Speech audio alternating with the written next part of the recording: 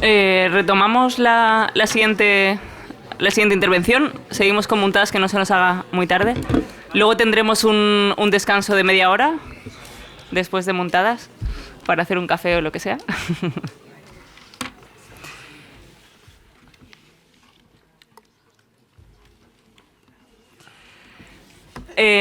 Bueno, decir de Muntadas, hacer como una breve bio para situarle. Muntadas vive y trabaja en Estados Unidos desde 1971. Su obra, de carácter multidisciplinar, analiza las instituciones sociales, los mecanismos de poder que las sostienen y la influencia que ejercen en la creación del imaginario colectivo. Le interesan temas como la censura, los medios de comunicación, los ámbitos público y privado, el papel del arte como fenómeno contemporáneo.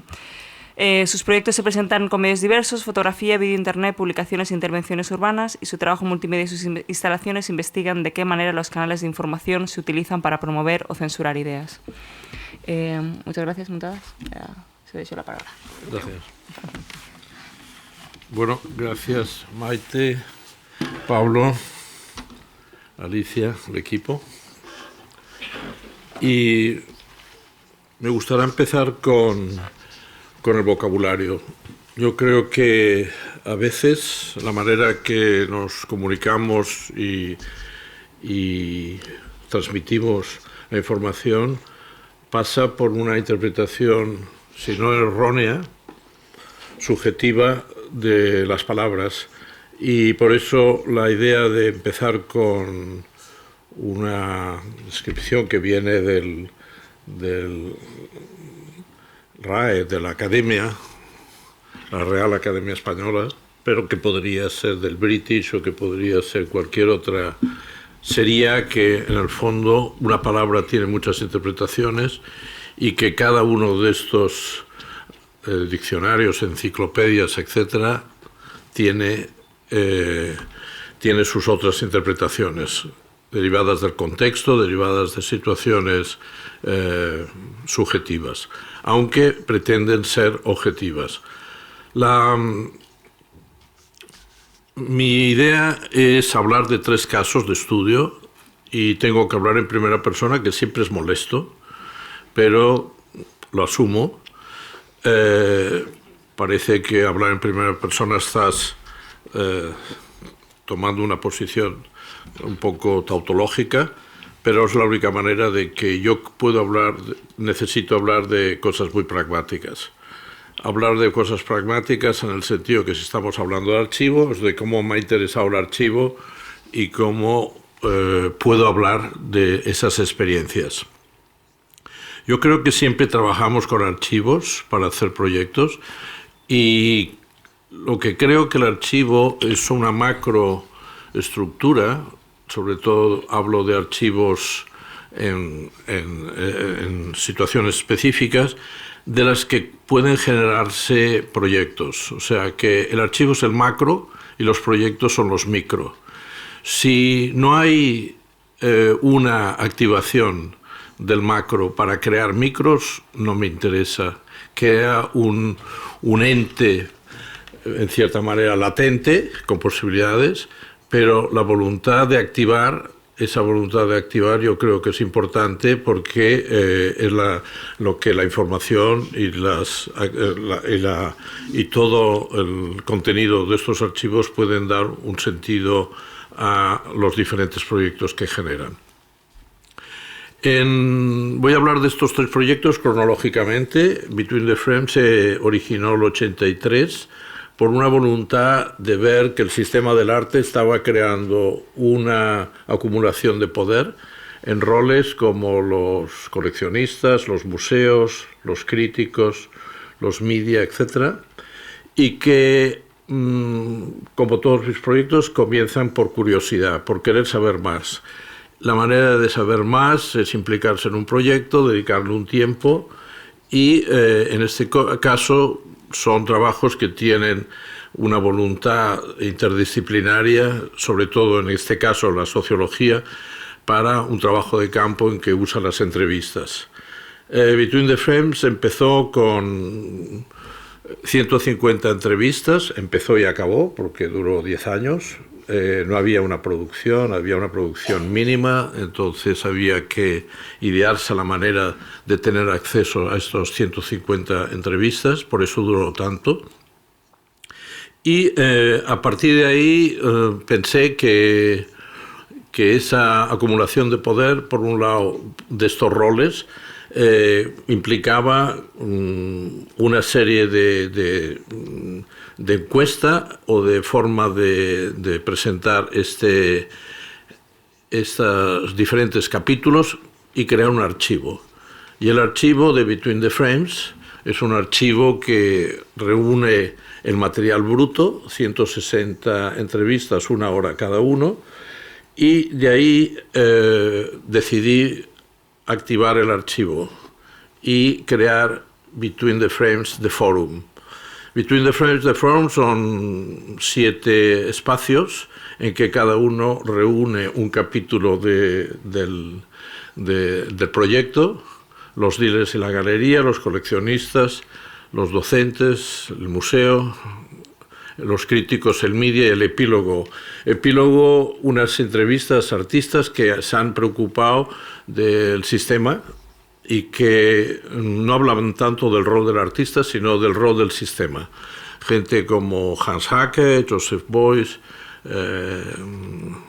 Adrian Piper, Baldessari, Dan Graham, etc. Y a partir de esta estructura, presentarlo en una forma que en el fondo retoma la idea de devolver el espacio del Panopticon y revertir el centro a la audiencia y en los lugares de cada capítulo a los diferentes roles del sistema. Cada uno de ellos tomaba una serie de entrevistas que estaban organizadas a través de lo que llamo Open Visuals. Los coleccionistas se asociaban al Stock Market de Japón y los casos de los críticos se asociaba a la realizada en San Diego en las altas mareas, bajas mareas, fenómenos de ondas, olas, modas. Y en cada uno de ellos esta situación proponía una idea de editing móvil, o sea, te movías de un capítulo y hacías el final. Yo había hecho un editing de 4 horas, 5 minutos de los 150 entrevistas, pero que al final el visitante puede hacer el final editing yendo de espacio en espacio y tomando la decisión de hacer el corte cuando quería. Al realizar esta presentación pensé que el archivo se podía activar más de otras maneras y propuse en Burdeos, en el CAPC, de construir esa forma de presentarlo porque la arquitectura era totalmente constructiva. Cuando el primer sitio era el Western Art Center, que es totalmente construido, un edificio hecho por Peter Eisman. En el Bordeaux pensé que cada capítulo tenía que ir estructurado en un lugar. Los docentes en la biblioteca, la crítica en el espacio educativo, las galerías en la parte temporal, el museo en la permanente, etc. Cuando hubo la posibilidad de que este trabajo se presentase en otros lugares, pensé que empujar más esta activación del archivo y delegar la manera como se presentaba, en el caso de Vite de Witt, a un historiador de arte, a Walter Denoy, que él decidió cómo presentar ese archivo y a partir de las partituras de las 150 entrevistas y el material le di totalmente libertad para que él lo presentase como quisiera. En este sentido, él hizo sus diagramas, solo le pedí que definiese y que hiciese una declaración de por qué lo hacía. En este sentido, él hizo sus diagramas, su manera de formar y su manera de definir el espacio de exposición y decidió crear unos dispositivos de volúmenes en que en un espacio negro que las pisadas definían los movimientos de la audiencia en la manera como podía visualizarse. No tenía ya nada que ver con esta interpretación, era parte de un interés que comenzaba sobre la idea de traducción y de la interpretación. En este caso me parecía que un trabajo proponía un archivo que a la vez creaba unas partituras y estas partituras podían interpretarse de una forma diferente. Cuando hubo la posibilidad de hacer este trabajo en Montreal, en el Museo de Montreal, le propuse a un sociólogo, a Guy Delevance, que hiciese la interpretación de la manera de presentar estas partituras. Fue totalmente diferente, yo no concordaba, era una manera de crear una arquitectura totalmente superdimensionada, pero era la voluntad de decir, el mundo del arte, el sistema del arte, se nutre de la historia del arte, se nutre de la sociología, y luego pedí a un filósofo y pedí finalmente a un economista. En el caso del filósofo era en Berkeley y decidió presentar cada capítulo en el campus de la universidad. En cada uno era una presentación peripatética, tenías que ir de un lugar a otro y ahí te encontrabas el capítulo o en la biblioteca o en el centro de documentación, etcétera, etcétera. En ese sentido, esta también deconstrucción del proyecto lo asociaba al contexto en que cada uno de estos capítulos se definía. En Barcelona, tenía que decir que el último fue el economista en Luxemburg, que decidió, porque me parecía que el sistema del arte, una de las razones de Between the Frames es porque el incremento del sistema y la economía, que lo que estamos viviendo ahora con el sistema es fruto de los 80, fue la supervalorización de la obra, etcétera, etcétera. Esto sería otra discusión, pero que está implicado en la voluntad de afrontar este proyecto. Cuando hubo la posibilidad de presentarlo aquí en el MACBA, entonces me pareció interesante el dividir el proyecto en dos secciones, una en el MACBA y en el otro el centro de documentación, haciendo la diferencia que me parecía para mí imprescindible entre lo que era el archivo y lo que era la obra. En un momento que archivo empezaba a confundirse o a interpretarse de una forma diversa, ¿no? Porque tenemos que el archivo ha habido la teorización y la intelectualización por parte de Warburg, de Huberman, de Hal Foster. Todas estas visiones existen, pero veamos cuál es la diferencia, si las hay, entre archivo y obra.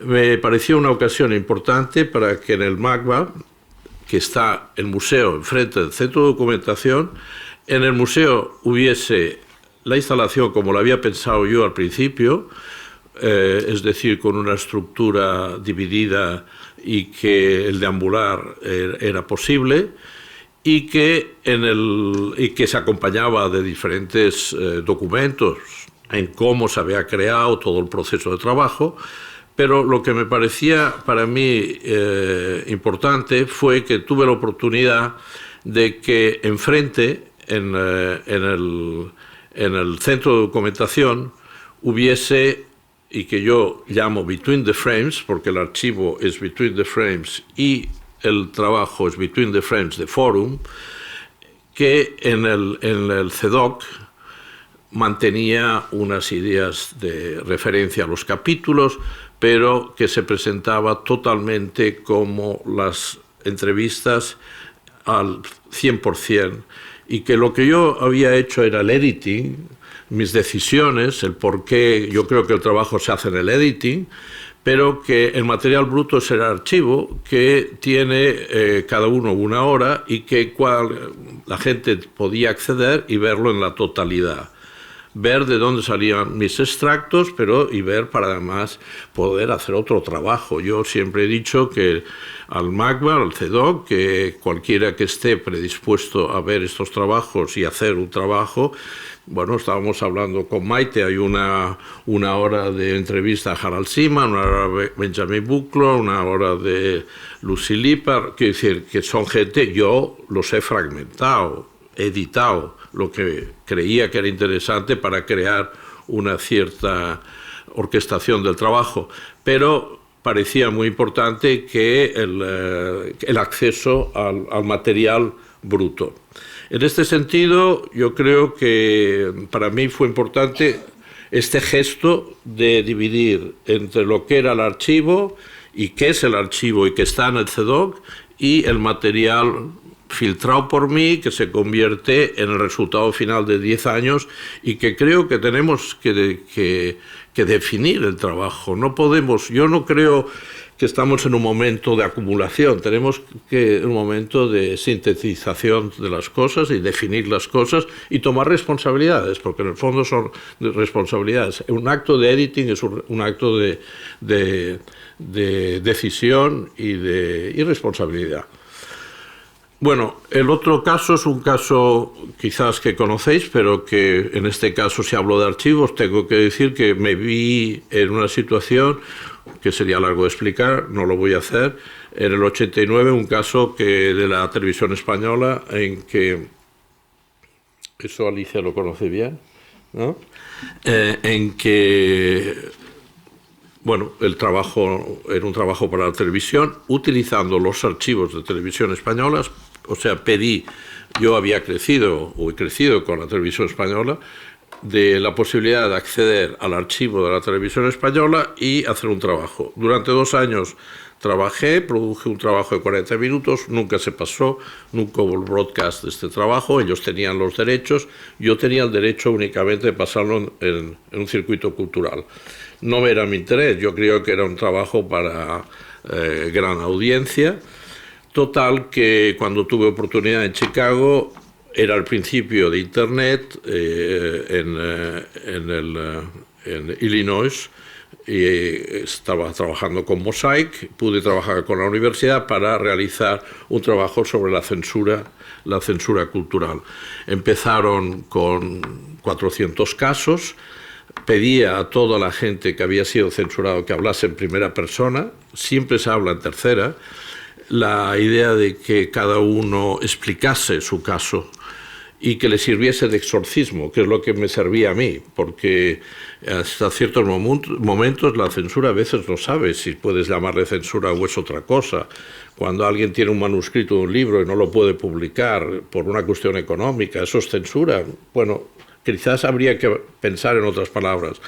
La cuestión es que ese trabajo a mí me sirvió como exorcismo, puse el primer caso y a través de un network de artistas y gente de la imagen, de la cultura, críticos, etcétera, pudimos ir elaborándose que por la particularidad de ser un archivo en Internet podía hacerse poco a poco y se podía añadir información a medida que era, y aún está vivo, de fileroom.org,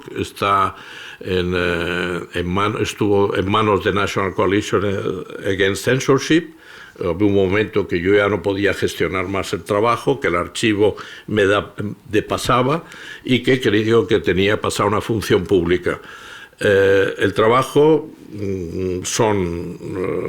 no sé los casos que hay en estos momentos, pero es un caso abierto para implementar. Lo que estabais viendo era la parte física de cómo la dramatización del proyecto, pero el proyecto es un proyecto en la red. Los casos estaban organizados por cronología, por geografía, por sujetos de censura y el medio en que se utilizaba desde pintura, escultura hasta cultura digital. Y yo diría que desde los 400 casos ha ido incrementando en forma que cada vez que tengo la posibilidad de presentar la instalación, como en Corea la última vez, incitaba que la gente le sirviese de artefacto de actividad, de poner sus propios casos. Llegamos a un tercer caso, que es un caso que está en funcionamiento yo preferiría que en este caso hablase Andrea Nakash o Pablo Santaolalla o Maite o Ainhoa, gente que está cercano a este proyecto de archivo, que ha avanzado bastante. Yo estoy, pero no estoy, es decir, no es la parte que me interesa. Yo estoy en mi trabajo, yo estoy haciendo el desarrollo del día a día y los proyectos es que estoy. La historificación del trabajo no es mi cosa, o sea, es algo que gente que fantástico que se ha interesado en realizarlo, lo apoyo totalmente, pero hay una parte de este archivo que sí que me interesa por lo que tiene de, ya no diría innovador, pero de algo que se está creando y que tiene que ver con mi propia biografía. Es un proyecto que se llama Archive of Archives, Archives of Archives, archivos de archivos, que implica que, y todo empieza por una visita del Centro de Documentación de Beaubourg, en que vinieron a ver el material que yo tenía, querían comprármelo para Beaubourg, y pensé, ¿por qué tiene que estar esto en Francia? ¿Y por qué no puede estar en otro lado? ¿Por qué no está aquí? ¿O por qué no está en Estados Unidos, que paso la mayoría de mi vida? ¿O por qué no está en Brasil, que he pasado desde los 75 años? ¿O en Bremen, que he trabajado 7 proyectos? Y entonces decidí que eso tenía que expandirse y que Archivo de Archivo se comprometía en 7 lugares hipotéticos, en principio, en lugares que ya hay material, que el material está ahí y no tiene que moverse de ahí. Lo que está en el MACBA está en el MACBA, lo que está en Pompidou, el Pompidou, lo que está en MIT, lo que está en Sao Paulo, está en Sao Paulo. Todo ello en el sentido de que ponerlo todo en red y que a partir de que alguien esté trabajando en algún tipo de proyecto que le interesa consultar, pues estará a lo mejor en Berlín o estará en Londres y puede consultar el archivo en el lugar y la acumulación de material que está en su sitio. Claro, eso tiene algo de biográfico, porque esos sitios están implicados en la cantidad de años que he pasado en esos sitios y trabajos que... Entonces, esto está en proceso. Hay unas negociaciones, hay unos aspectos legales, todo eso complicadísimo, pero lo que veo es el interés por mí, conceptualmente, de que el archivo no tiene que estar fijo en un sitio, se puede descentralizar, se puede usar la digitalización para hacer ese acceso, y que da que el contexto en donde se produjo el trabajo continúa siendo importante para mantener la información y los documentos. Yo pienso, y eso lo hice en unas declaraciones en una charla en el ZKM, en Karlsruhe, sobre preservation, que el artista tiene que destruir. Los artistas tenemos que destruir, quedar con lo esencial. Esencial que pueda ser parte de un archivo, que pueda ser posible para reconstruir o construir o comprender una obra, pero la acumulación de cosas a guardar, yo creo que hay que destruir, y ha de destruir el propio artista. Ha de destruir al artista porque cuando a otra generación la fetichización del documento, y sobre todo ahora que todo estamos en el síndrome del escáner, todo se escaneiza, todo se guarda todo, y hay que eliminar. Yo creo que hay que eliminar y dejar las cosas, porque los que vienen después no van a eliminar, porque hay un respeto y hay una situación en que todo eso se guarda. En fin, son 3 casos muy concretos, uno de 10 años, el otro está ahí, y el último pues están haciendo. Entonces vemos a partir de ahí dónde irá, y espero que, en fin, que si hay algún tipo de pregunta, aunque yo creo que estas cosas están bastante claras, ¿no? Bueno, pues seguimos.